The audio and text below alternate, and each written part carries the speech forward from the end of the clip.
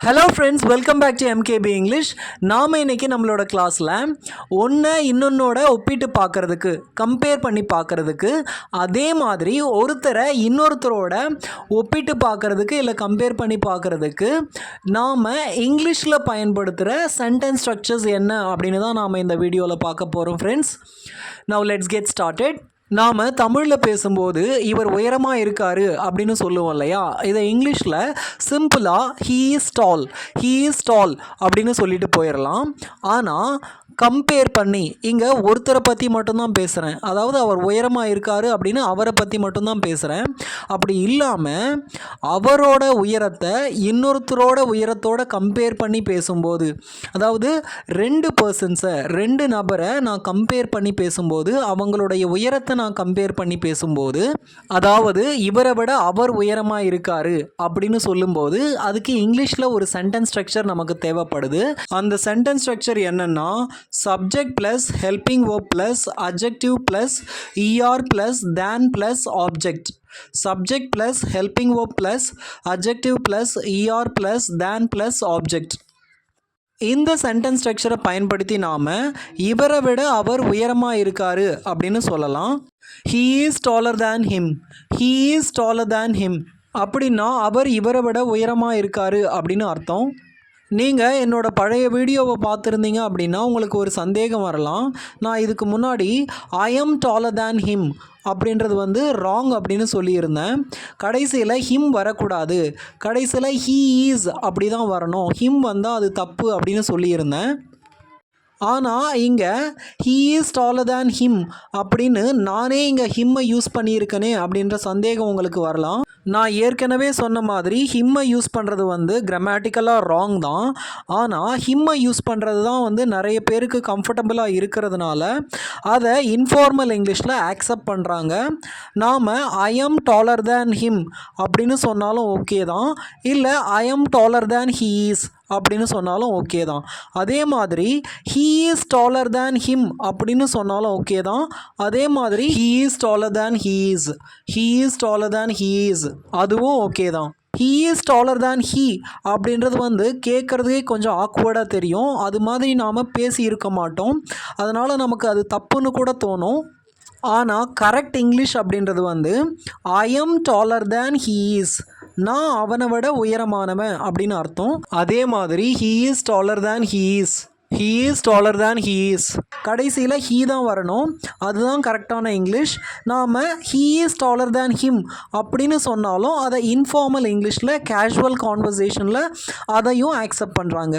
நமக்கு ஹிம் அப்படின்றது கம்ஃபர்டபுளாக இருந்தது அப்படின்னா நாம் ஹிம்மையே யூஸ் பண்ணிக்கலாம். சரி, இப்போ நாம் சென்டென்ஸ் ஸ்ட்ரக்சரை பார்க்கலாம். முதல்ல சப்ஜெக்ட் இல்லையா, இங்கே ஹீ அப்படின்ற சப்ஜெக்ட் வந்திருக்கு, அதுக்கடுத்து ஹெல்பிங் வேர்ப் ஈஸ் அப்படின்ற ஹெல்பிங் வேர்ப் வந்திருக்கு, அட்ஜெக்டிவ் டால் அப்படின்ற அட்ஜெக்டிவ் வந்திருக்கு, அதுக்கு நாம் இஆர் ஆட் பண்ணி டாலர் அப்படின்னு சொல்லியிருக்கோம்.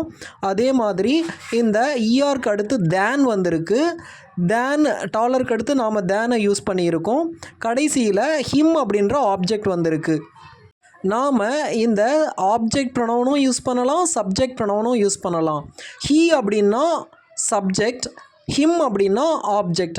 கடைசியில் நாம் ஹீயும் யூஸ் பண்ணலாம், இல்லை ஹிம்மு கூட யூஸ் பண்ணலாம்.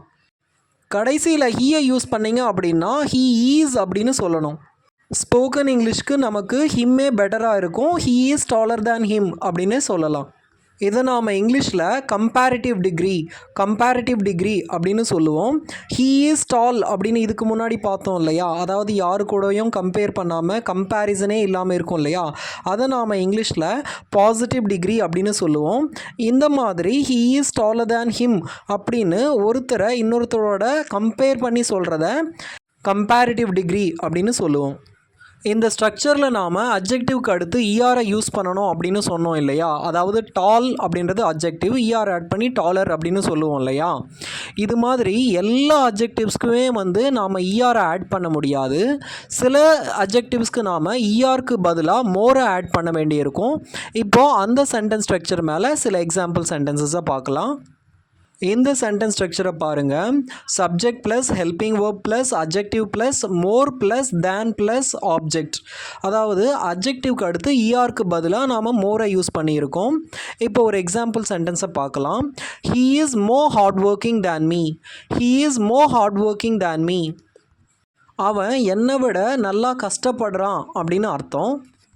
இங்கே நான் ஏன் இந்த ஹார்ட் ஒர்க்கிங் அப்படின்ற அட்ஜெக்டிவ்க்கு ஆட் பண்ணாமல் மோரை ஆட் பண்ணியிருக்கேன் அப்படின்னா, நீங்களே பாருங்கள், ஹார்ட் ஒர்க்கிங்க்கு ஆட் பண்ணி ஹார்ட் ஒர்க்கிங்கர் அப்படின்னு சொன்னால் அது கொஞ்சம் ஸ்ட்ரேஞ்சாக இருக்கும். ஸோ கேட்கவே கொஞ்சம் அருவெறுப்பாக இருக்கும். ஆனால் நாம் ஹார்ட் ஒர்க்கிங் அப்படின்னு சொல்லும்போது நமக்கு ஈஸியாகவும் கம்ஃபர்டபுளாகவும் வருது. எங்கே யூஸ் பண்ணணும், எங்கே மோரை யூஸ் பண்ணணும் அப்படின்றதுக்கு இங்கிலீஷில் சிலபல்ஸை பொறுத்து ஒரு ரூல் இருக்குது. அந்த சிலபல்ஸை பற்றி நாம் தெரிஞ்சுக்கிட்டோம் அப்படின்னா ரொம்ப டெப்த்தாக போவோம். அது மட்டும் இல்லாமல் உங்களுக்கும் கிராமர் மேலே ஒரு வெறுப்பு வந்துடும். அதனால் நாம் இந்த அளவுக்கு தெரிஞ்சுக்கிட்டால் போதும். நீங்கள் ப்ராக்டிஸ் பண்ண எங்கே யூஸ் பண்ணணும், எங்கே மோரை யூஸ் பண்ணணும் அப்படின்னு உங்களுக்கே எளிமையாக புரிஞ்சிடும். சரி, இவ்வளோ பெரிய ரூலை, அதாவது subject plus helping verb plus adjective plus more plus than plus object அப்படின்ற இவ்வளோ பெரிய ஸ்ட்ரக்சரை எப்படி மைண்டில் ஞாபகம் வச்சுக்கிட்டு பேசுகிறது அப்படின்னு நீங்கள் கேட்கலாம். நீங்கள் இந்த ஸ்ட்ரக்சர் மேலே ஃபோக்கஸ் பண்ணாதீங்க. சென்டென்ஸை நீங்கள் பேச ஆரம்பிச்சிட்டிங்க அப்படின்னா அந்த சென்டென்ஸ்லேயே அந்த ஸ்ட்ரக்சர் இருக்குது. அந்த எக்ஸாம்பிளை மைண்டில் வச்சுக்கோங்க, ஸ்ட்ரக்சரை மைண்டில் வச்சுக்க வேணாம். நீங்கள் இந்த சென்டென்ஸ் ஸ்ட்ரக்சரை பேஸ் பண்ணி ஒரு சென்டென்ஸ் ஃபார்மேஷன் பண்ணிட்டீங்க அப்படின்னா அந்த சென்டென்ஸையே மைண்டில் வச்சுக்கிட்டு நீங்கள் அதே மாதிரியான இன்னும் சில சென்டென்சஸை பேசலாம். நீங்கள் இந்த ஸ்ட்ரக்சரை ஞாபகம் வச்சுக்கிறதுக்கு பதிலாக இந்த எக்ஸாம்பிளை மைண்டில் வச்சுக்கோங்க. He is more hard working than me. இங்கே ஹார்ட் ஒர்க்கிங்க்கு பதிலாக வேறு எதனா அட்ஜெக்டிவ் போட்டுக்கோங்க. இந்த எக்ஸாம்பிளை மைண்டில் வச்சுக்கிறது உங்களுக்கு ஈஸியாக இருக்கும். அவ்வளோதான் ஃப்ரெண்ட்ஸ். இந்த வீடியோ உங்களுக்கு பிடிச்சிருந்ததுன்னா லைக் பண்ணுங்கள். மறக்காமல் என்னோடய சேனலுக்கு சப்ஸ்கிரைப் பண்ணுங்கள் ஃப்ரெண்ட்ஸ். தேங்க்யூ.